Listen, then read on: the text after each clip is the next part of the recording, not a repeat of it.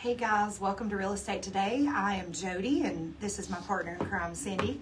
And we're going to talk to you guys today. Today's a fun show. Got some fun stuff lined up. I do want to take just a moment and put it out there. If you are local, our office will be at the Apple Festival in Cleveland, Tennessee today and tomorrow. So make sure you drop by and check us out. Lots of fun. Family cheap entertainment going on in downtown Cleveland. So lots of good giveaways. Yeah, great giveaways. We're giving away a fire pit and Yeti cooler and all kinds of neat stuff. And I know lots of other local businesses will be there and would appreciate their support. It's a beautiful day outside, so make plans to come out and enjoy that with us. We would love to see you.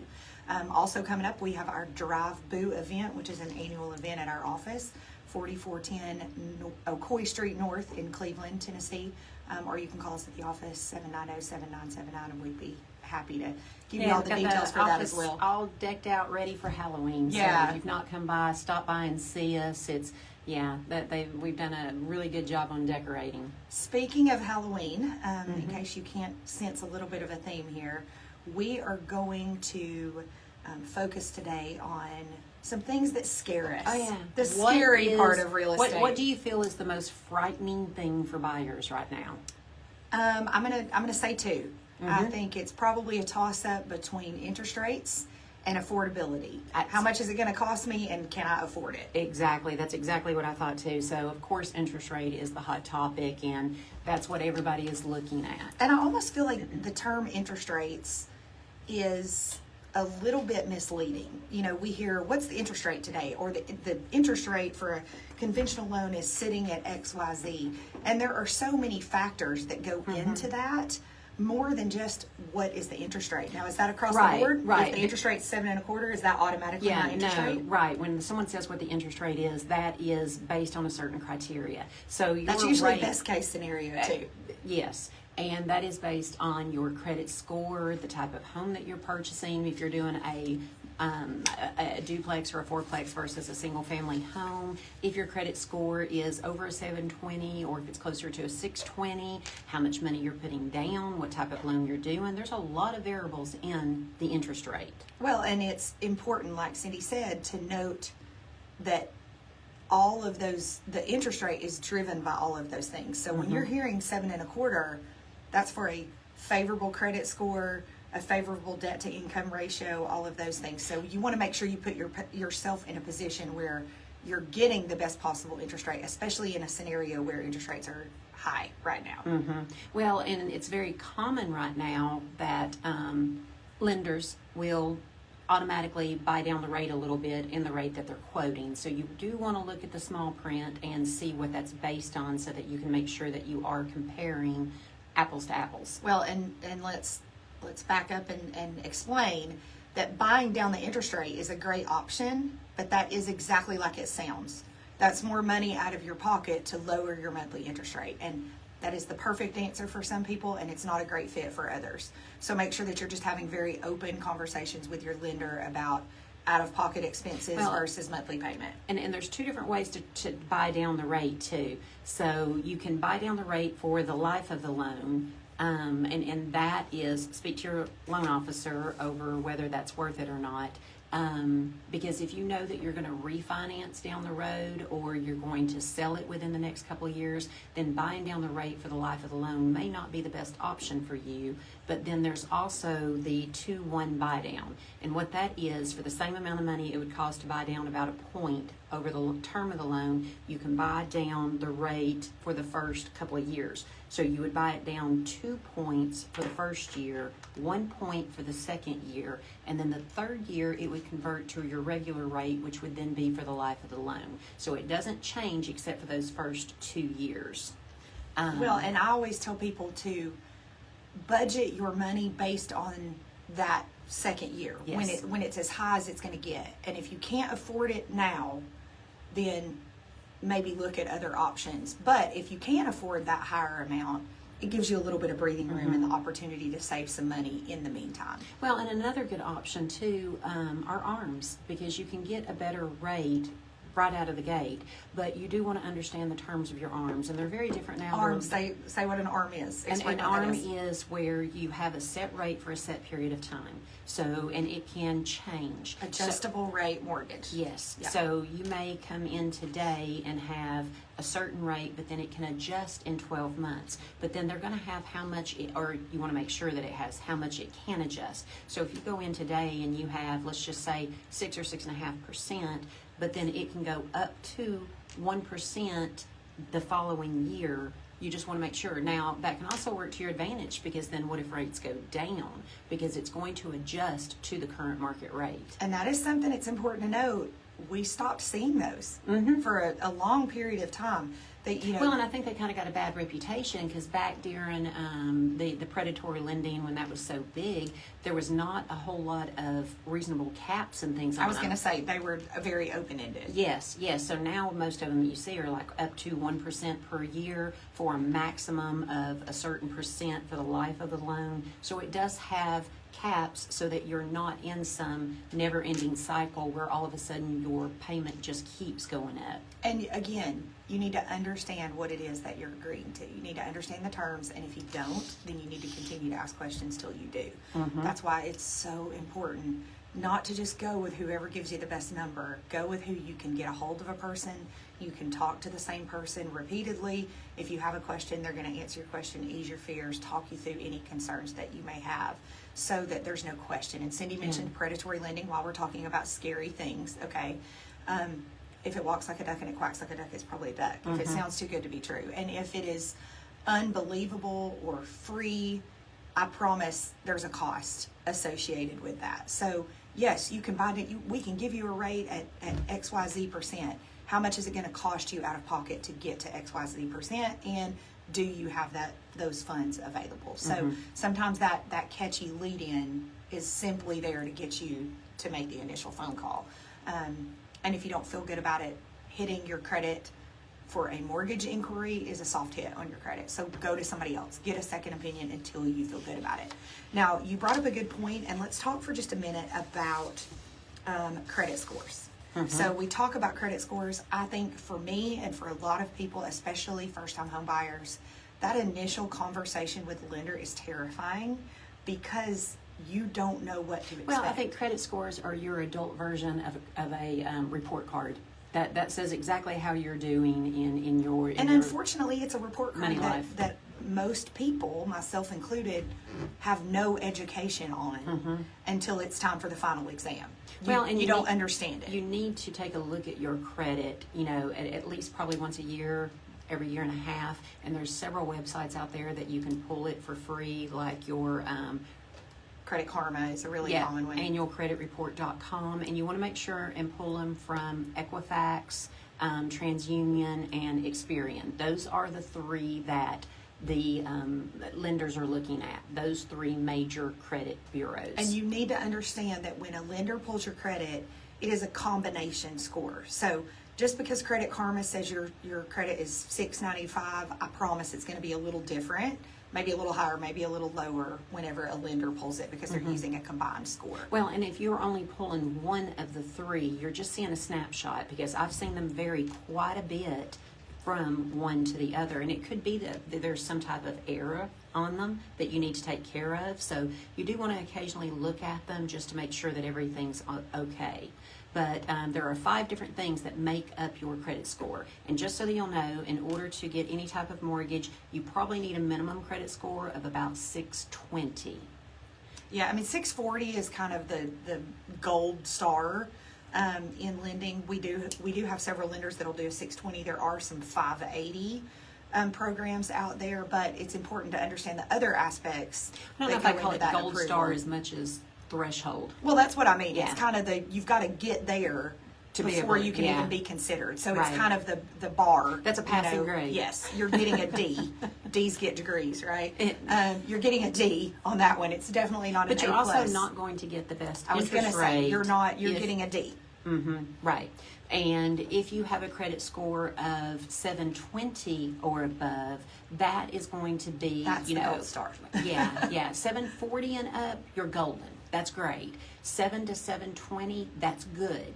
But, you know, if you're close to one of those numbers, if you're coming in like at a 718, it's probably to your benefit to do something on your credit. There's a lot of different things that you can do to pull that credit up a little bit, because those 2 points will make a huge difference in your in your interest rate. Well, and I think it's, again, lack of education, and I don't mean that negatively. You just don't know what you don't know. Right. I think we're just taught that you just pay a bit, just go pay your credit card off. That's not always the best thing. So well, the number one thing that they're going to look at is your payment history. So if you have any late payments, and it's typically things that are over 30 days that are going to report on your credit, then if you have anything recent that you've had a late payment, that's really going to hurt you. Sometimes I've had people have to wait a year. Yes. They have a late payment, you got to wait a year. And those late payments are going to follow you for 7 years. So the further you get away from them, the less they're going to affect you, but they're not going to fall off your credit for 7 years. And then second thing they're going to look at is your debt ratio.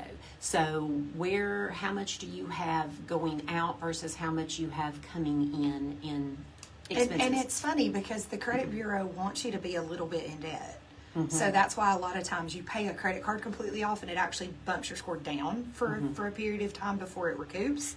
And really, I mean, I think for most people across the board, it's about 30% usage of your revolving debt. They want to see you continue to use it and pay it off and use it and pay it off. Well, and they want to make sure that you're not maxed out. So that's why if you pay a credit card off, it may be best that you not close that account, because you want to show that you are responsible enough to have credit without maxing it out. Right. And you know, on not necessarily a credit score note, but kind of, I have had several clients that have 6 or 740 credit scores. They've got a 740 credit score, but their debt to income is completely out of whack. Mm-hmm. So they owe too much on other things. They have great payment history. They have very long term contracts with revolving debt. The same companies, they've got really good history. And along those same lines too, the next thing they look for is the credit mix.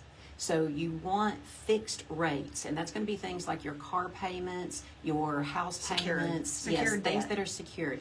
Your things that are not secured, that are revolving, like your credit cards, any type of furniture loans, anything like that. Those are going to hurt your credit a little bit more than something like a house or a car payment. Now, debt ratios, that doesn't.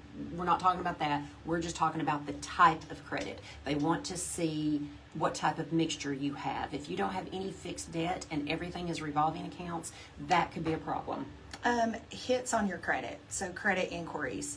That is something that can affect you, but I do think it is important to point out that a mortgage hit on your credit, a mortgage inquiry, is what's considered a soft hit, so it's not the same as far as damage is concerned. We're going to take a quick break. Don't be scared. We're coming back. And we're going to talk about more frightening, scary things in real estate and how we can help you avoid those.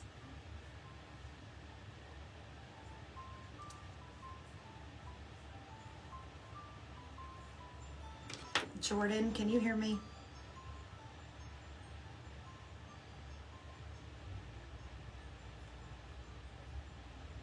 Jordan, are you listening?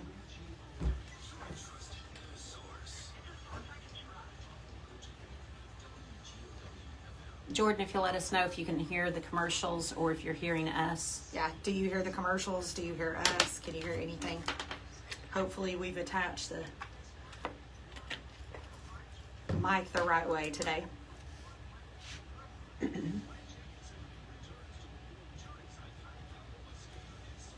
Black jacket. How is it the same people? Mm-hmm. You know, they did drop the word symphony from it. It was Black Jacket Symphony, because they're not doing it with the Chattanooga Symphony anymore. He just called it Black Jacket Symphony. He called it Black Jacket. Hold on.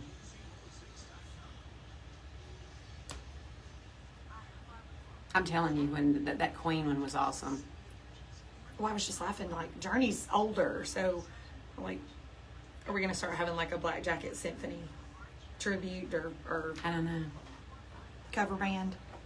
I've seen a Was few that of more them. what you were hoping for? Yes. It was funny because right when I started talking, I was like, dee-dee-dee-dee-dee. I was like, oh, Lord have mercy. Exorcist. I don't like it. That is not helpful. Don't ask me I for can't anything get by behind. Halloween. I'll go full out. I can't get behind the scary. What? Jordan, can you hear us on the Facebook, or are you hearing commercials on Facebook?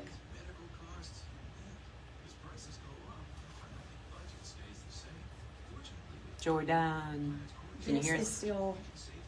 This is live on the Facebook Live, which doesn't make any sense. She can hear us on Facebook. So she's not hearing the commercial. Right.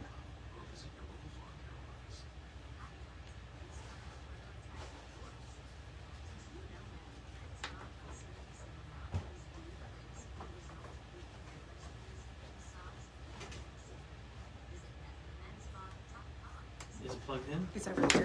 Look. There. To there.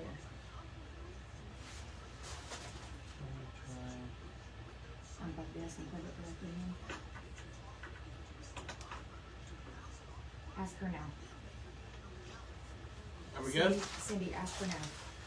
Cindy. Cindy. I'm Not the same.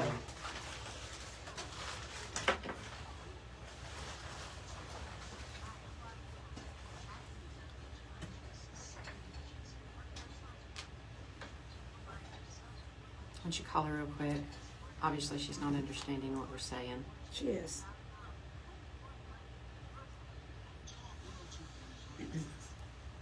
She can hear the commercial in the background. Are we going to finish up debt and affordability, or are we going to?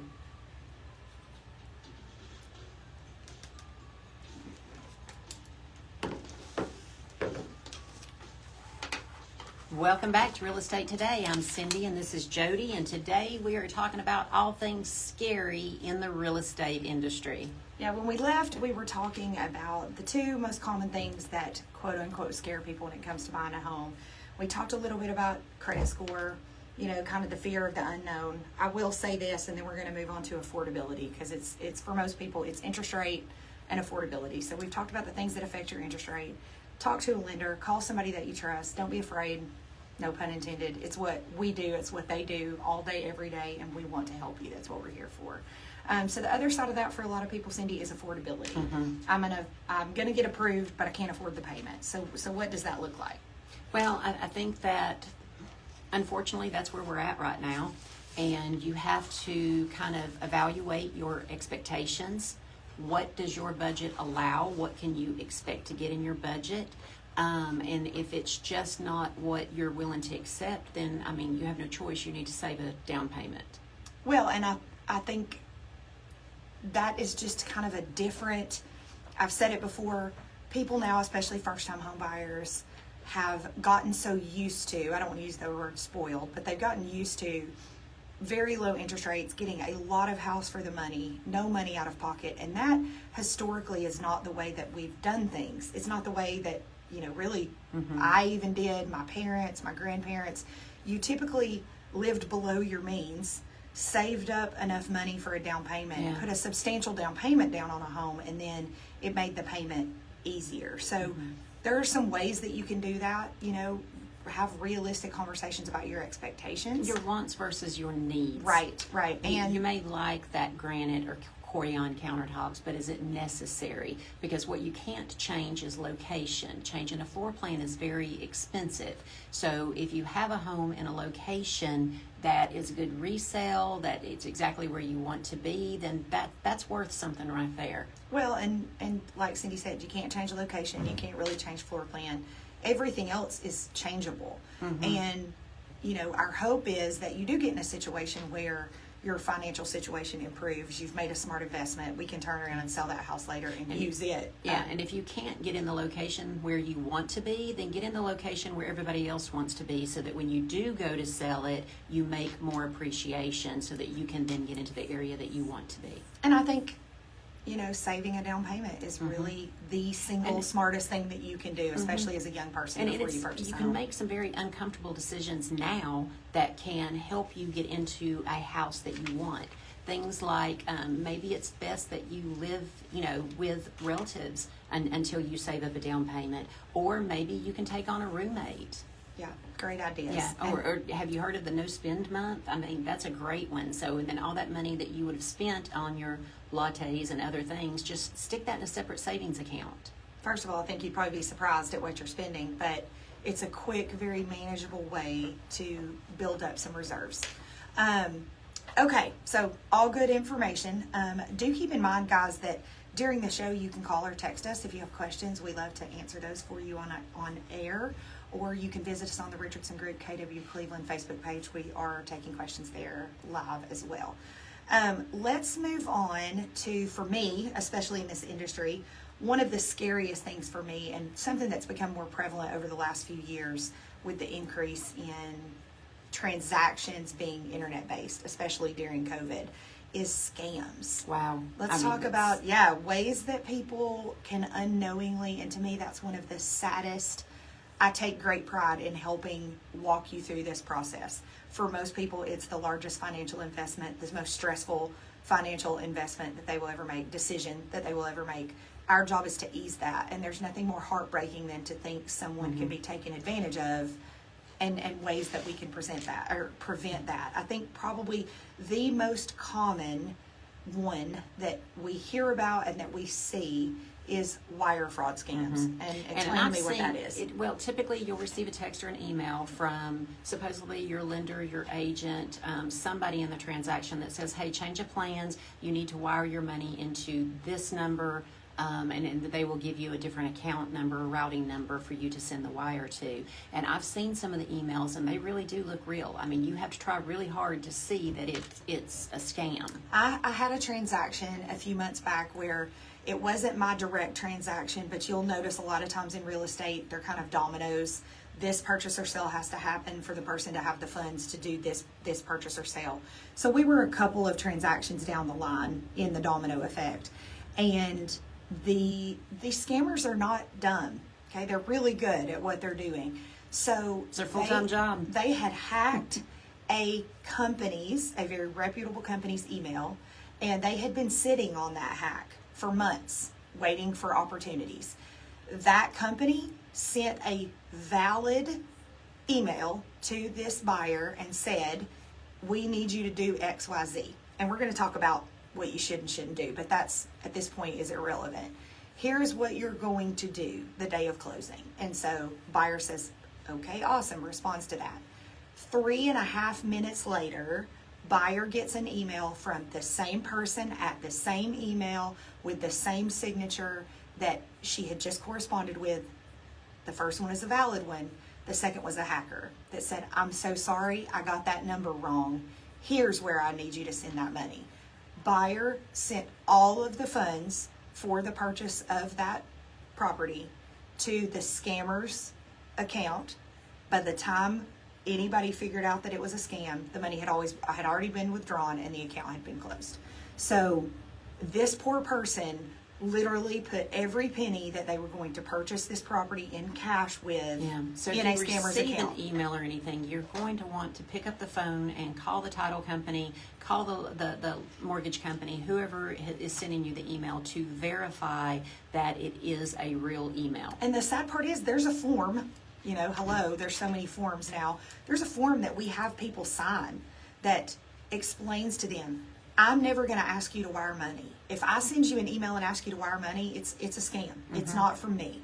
If anyone sends you an email and asks you to wire money, the first thing you need to do is pick up the phone and call me or them. Not the phone number Not on the phone number email. on the email. The number that you have been corresponding with that person, and if you don't have one, you call your agent. And verify. No one is going to be upset with you for verifying that you're sending money to the correct location. Right. So, And you are not being a problem. That is verify not bothering that. anybody. Make Yeah. sure that you're making a phone call. Absolutely. And the sad thing is they are very, very professional. They're good at what they do, and it's very easy to become a victim, even if you consider yourself someone that would never fall for that. Now, a new scam that we're seeing in nationwide, I think it's been going on. I saw it for the first time in this area, is the lockout agreement. Do we want to? I think we have a call. Do you want to take that, or do you want to go into? Yeah, we have go a call? ahead. Let's go ahead and take that call, and then we'll get into lockout agreements. Tom, what can we help you with? Yeah. Yeah.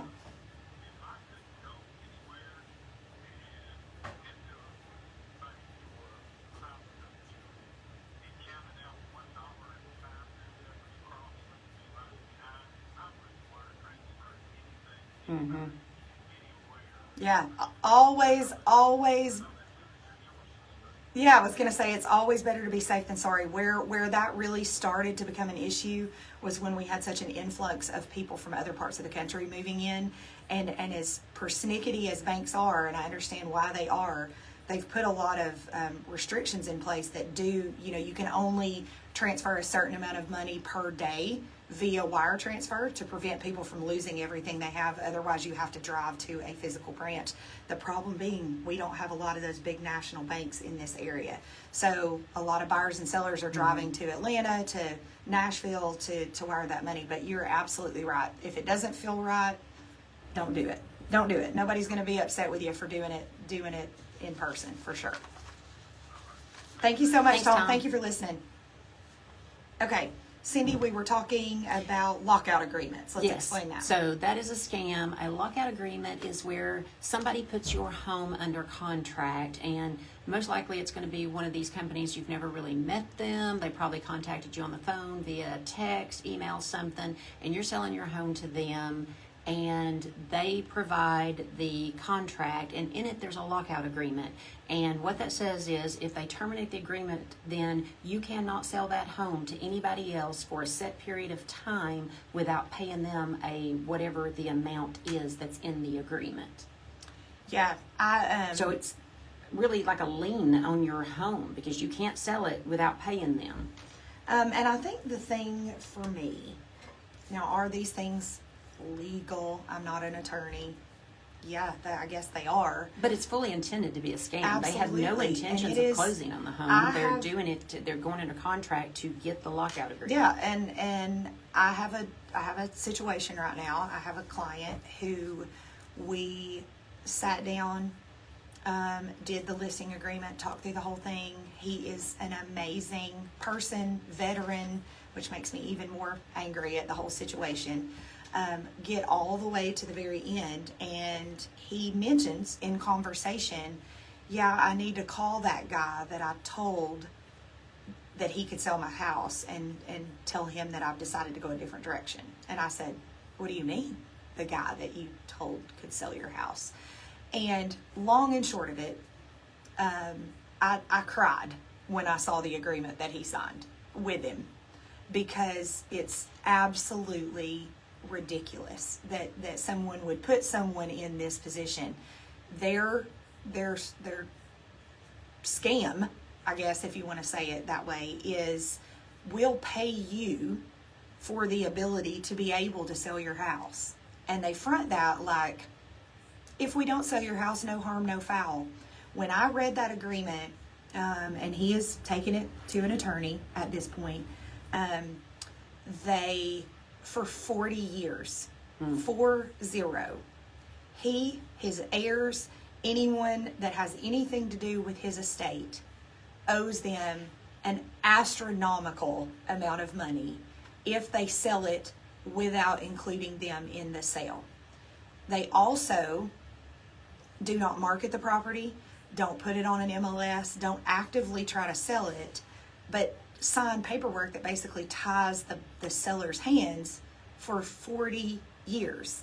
Then the next piece of the next form that was attached to that transaction was a release of liability from class action, lawsuits, legal proceedings, basically telling me that they know that they're in the wrong, that they've gotten in trouble, that they've lost those lawsuits. So they're on top of that having people basically sign away their rights. So to me, there's nothing more heartbreaking than someone Any getting legal taken advantage document of. you can take to an attorney. It's going to cost a whole lot less to take it to an attorney up front than it is to try to unwind something that you get into. And just like Tom said, he doesn't want to go unless he can physically go into a branch of a bank. And see somebody and Yes. see the...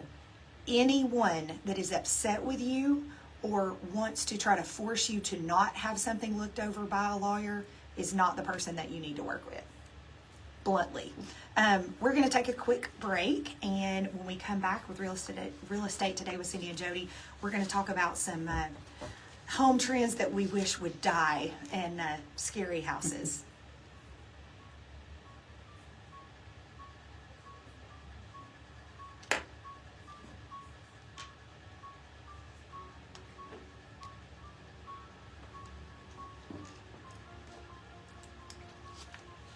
see if we're there now. So we're going to go into that, and then the last segment do what has to be disclosed. Very nice, Jody. I think I like disclosed That's going to be shorter, though, is why I said. at 9:40 and 6:30. We went over a little bit, so those two.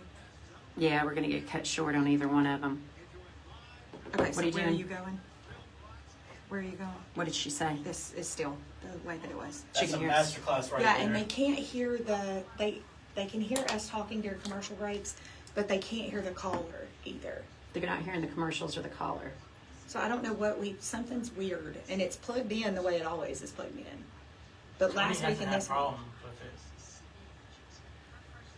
with it. okay, here and here, right? Those are our last two. Okay, where do you want to go first? Let's go. This one's longer. Let's do that Okay. next.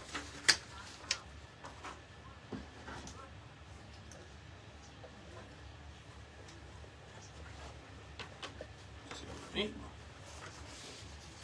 you strangle me on the Halloween episode, it might not.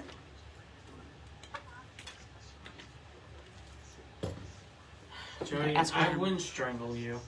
Ask her now. Any better, Jordan? Jordan, are you hearing us or the commercial? We're trying, guys.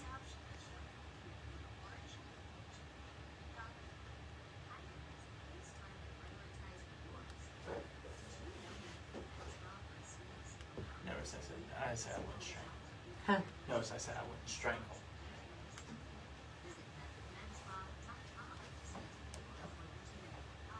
Yep, she's still hearing us. Jesse, she's still hearing us. Tell her to stop listening. Oh, Lord. Wait, crap, no, that's the whole point of the show. No, keep listening.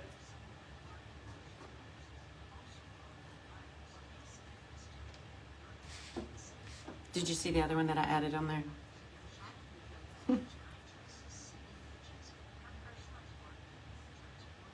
I don't know what else to do.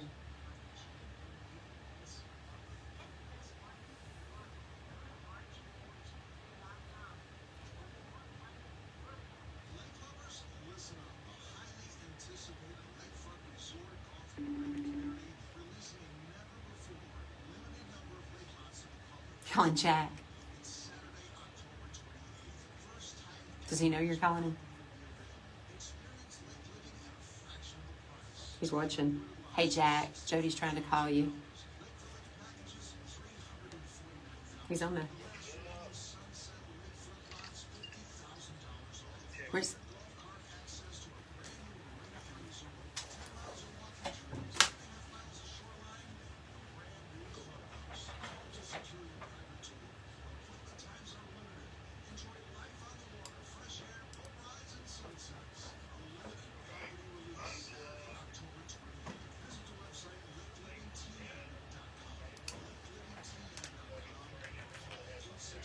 We did that first.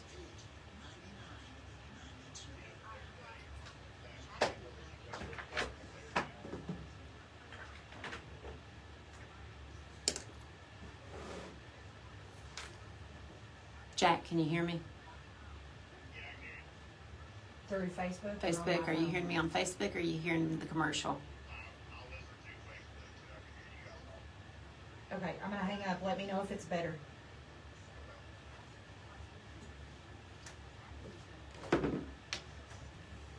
Jack, can you hear us?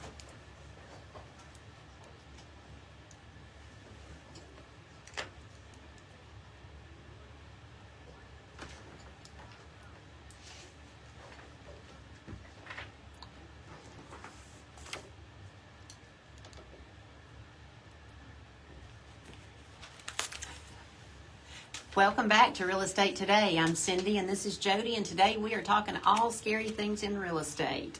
Man, we could write a book. Telling you, we laugh all the time. We say we're going to write a book about all the stuff that we have seen. So this is going to be a fun one. Let's talk for a minute about horrifying home trends. Things that we think would be better off dead. I think the worst one ever that was ever done was carpet in the bathrooms. Whoever thought that carpet, well, let me just say this. I'm the mother of 2 teenage boys. Nobody wants carpet around the toilet. No. It is so Yeah, that's gross. bad. And if you've ever remodeled a house, carpet, period, can be gross. Carpet in a bathroom is an entirely Different other level of gross. level. And it's funny, it's like any trend. It always amazes me that you pull up carpet in a bathroom, there's tile underneath it. Yeah. Like, what, Yeah, that's like finding hardwood in on the what living room. planet did somebody say, you know what we're going to do? I think some green shag around the toilet and the garden tub would really I just don't set know. this off. I don't know. 20 years from now, people are going to be like, I can't believe they covered up this hardwood floor with LVP. I get that, but there's not urine. I hope not anyway. On the Yeah. ugh. And like you get out of the bathtub and the I mean, who needs a bath mat? You just let your Well, carpet pad soak That would it be up. followed up with the covers that you put on the toilet and in front of the toilet, the rug, so Hey, the kind of girl, fuzzy looking toilet covers. My and mama rugs. had the rug. Mama, Mm-hmm. listen to me. I sound so country. My mama. We had the rug on the floor, the toilet seat cover, and the fuzzy cover that went over the tank of the toilet. Oh yeah, she was styling. I am telling I you, forgot about the tank one. navy blue. And That's my mom awesome. was very much a minimalist, so we didn't have a lot of frilly. She liked very clean. So You know. while we're in the bathroom, let's talk about the Hollywood vanity lights. Nothing like some big fluorescent round bulbs to really show off every single. Could you imagine today if you were to flip that light on in the bathroom and all those lights? I mean, that's some massive heat coming Well, off. and it's funny to think about the way we light a room and the way, I mean, heck, we're sitting here with a ring light on our face right now, or we're going to walk around with, big background lighting and candles in the front to get the prime lighting. I just think about, no wonder our makeup looked so bad back then.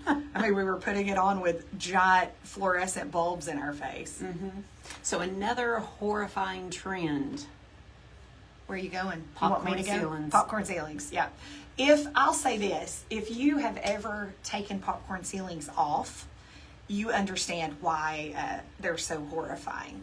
And not only did we do popcorn ceilings, we added glitter into some of them. Absolutely. And then we got really fancy and decided that if you wanted to be a little extra, you got the swirly that looked like frosting on the ceiling. Like popcorn is out. I want some buttercream frosting with glitter on my ceiling. Those always crack me up too. But like Cindy said, I can't wait for 10 years from now when our kids are all like, I can't believe you have flat ceilings. Yeah, and Have they you seen this- shiplapped everything. Have you seen this popcorn that we put on?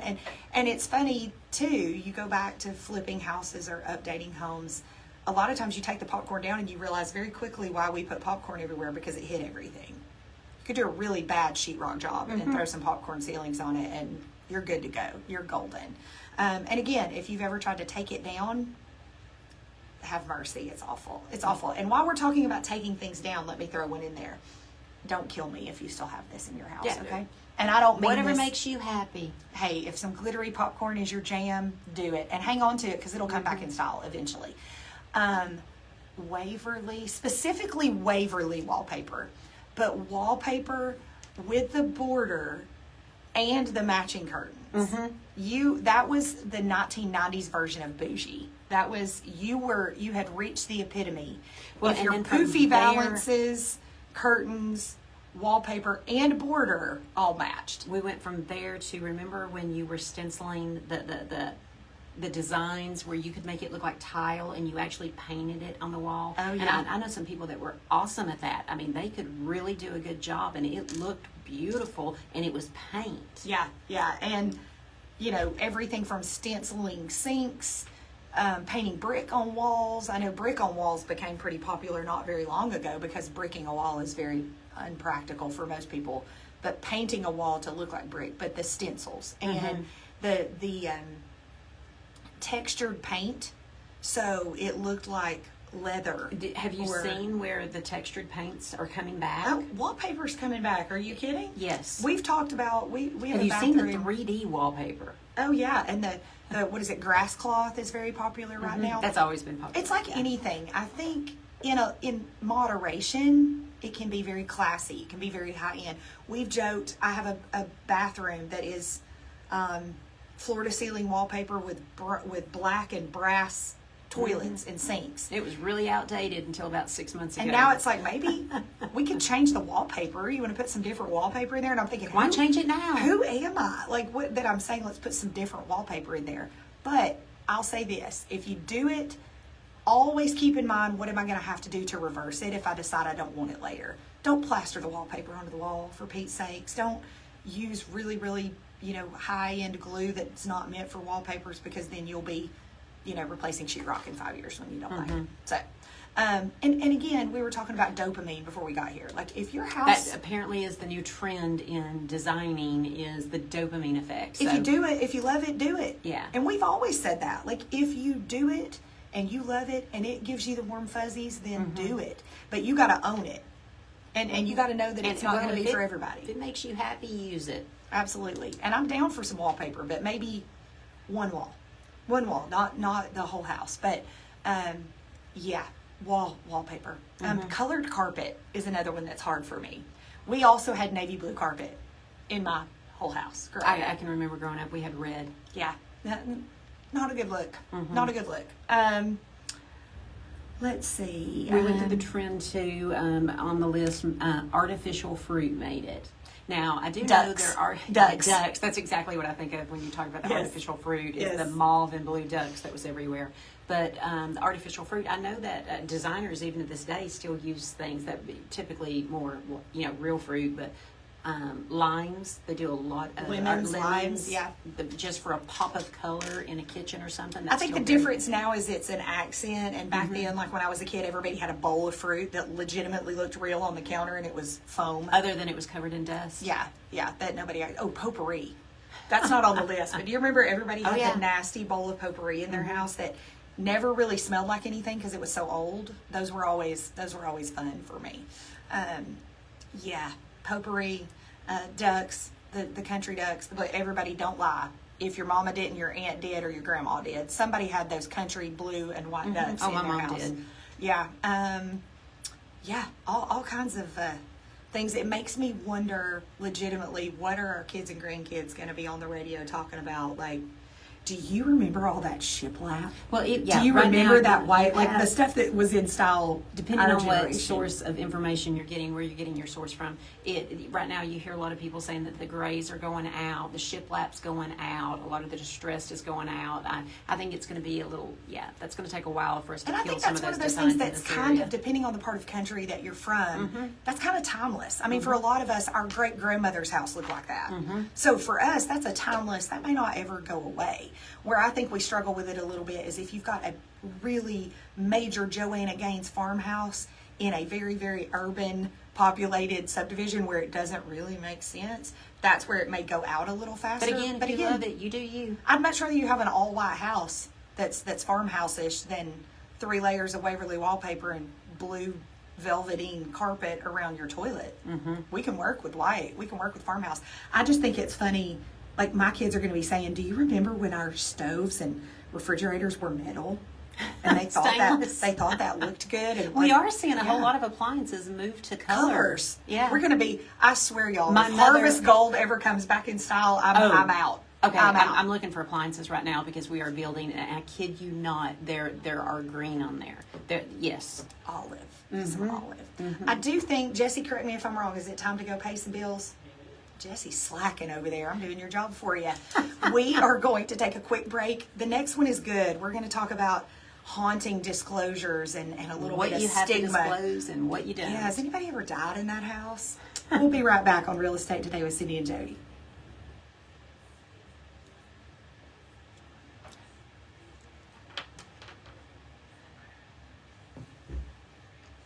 If y'all are still hearing us on Facebook instead of through the speakers, you're totally missing that Jesse is on cue with the music today.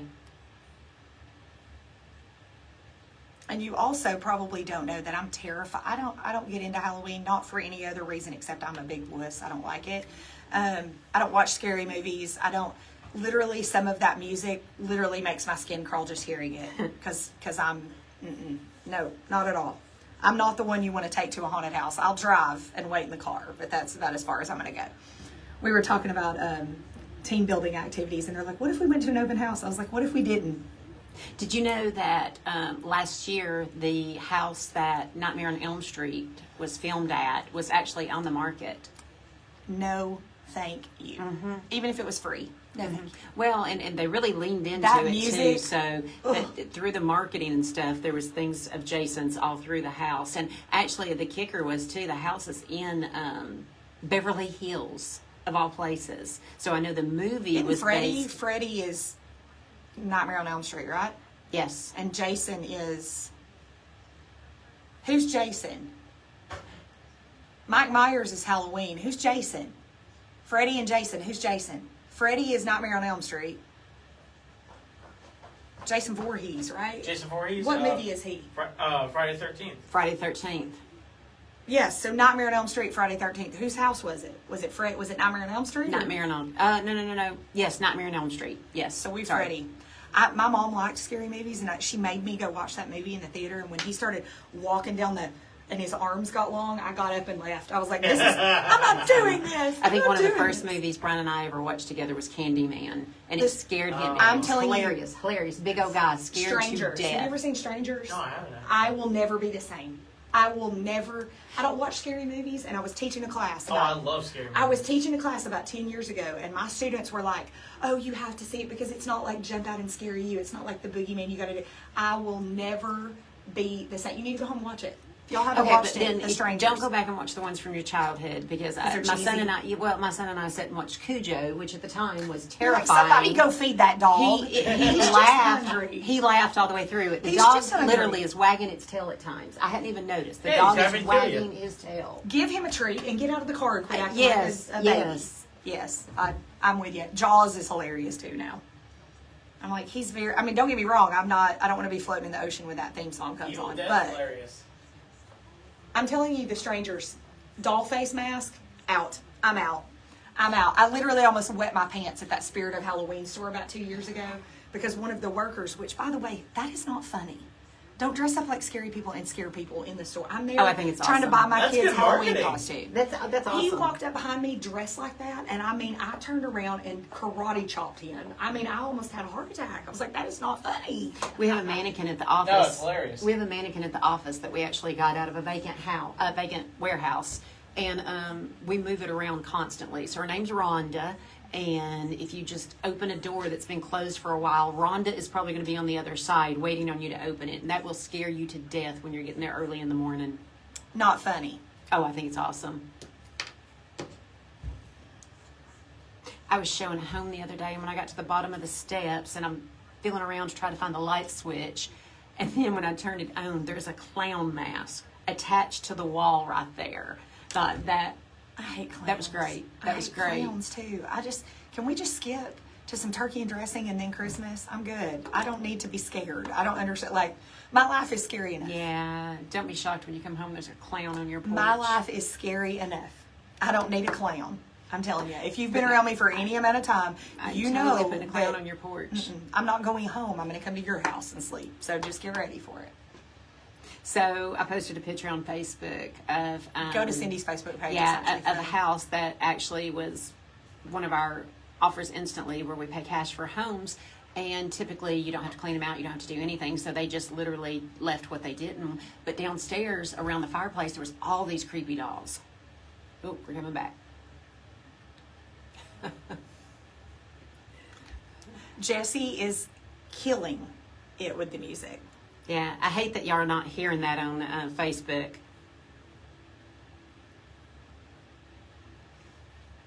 Welcome back to Real Estate Today. This is Cindy, and I'm here with Jody, and today we are talking about scary things in real estate. This is the one I cannot wait for. Okay, so we're going to talk about what you have to disclose, what you don't have to disclose, and some stigma houses. Now, this is this a pretty does short vary, segment. yeah. We don't have a lot, but the first thing I always Hold get on, asked. let me just do the disclaimer real quick. So this is going to vary from state to state, and when we say what is necessary to disclose is only in the state of Tennessee. Yeah, we don't know anything about anything except what's going on here. But the number one question that I get asked is, has anybody ever died in this house? Okay, here's the thing, guys. If your house is older than probably 50 years old, Somebody yes, died. somebody has died in your house. We just don't know about it. But most people are surprised by the answer. No, I don't have to tell you if anybody Right. has You ever do died not- in the house. Whether it's natural or it was something horrible, it does not have to be disclosed. And we, I mean, no, it's and I will say this, being very thoughtful of people. Please understand that we're not saying this lightly. Your loved one has passed away. We understand. So we're not taking that lightly. But we have seen it. If it has happened, trust me when I say we have seen it. And that's a very real fear that a lot of people have. Do I have to tell you if someone's died? No. Do I have to tell you if someone was murdered? No. Do I have to tell you if someone took their own life? No. Do I have to tell you if it's haunted? Nope. Okay? And it's actually really funny if you read the definition for what makes a house haunted. That in itself is pretty hilarious. One of the things, we live in a pretty, by comparison, I grew up in a very small town. Cleveland, Bradley County, Hamilton County, not small. But there are some stigma houses. What would you consider that? Well, back up real quick too on the death too. It does not have to be disclosed. And if a seller looks at me and says, "Do not, tell anyone that someone died here," we're not going to be telling anybody that. But if somebody looks at me directly and says, "Has anyone died in this home?" I cannot lie to them. So I'm probably going to say yes, but then I'm not going to give details or anything. That's up to a buyer to do their due diligence and figure it out. And here's the thing, we are in a world right now where you can Google an address and find out more than you ever cared to know, or ask a neighbor, because a neighbor is a plethora of information. They are going to tell you anything and everything they know. And that goes back to stigma a lot of times. Has the house burned? Has it been built back? It's not always death. Sometimes it's something happened. Several years ago, we had massive tornadoes in this area. A lot of houses were destroyed and they were built back on the same foundation. So that house may have some stigma. I actually listed a home one time that if you looked really careful, you couldn't see it at first glance. We didn't notice it till we got the pictures back. But the big X from the When they were coming rescue through, people checking the coming through houses. checking the houses was still visible on the brick of the foundation. So that's a really fun conversation to have with a prospective buyer. So, just know that might affect your marketability. I think that we are done. Are we out of time, Jess? Yeah, Okay. yeah, all that's right. what that music means. Yeah, I didn't hear the music. Sound is messed up. We appreciate you guys tuning in. We know it can be scary. It doesn't have to be. We'd love to help you buy or sell a home. This is Real Estate Today with Cindi and Jody.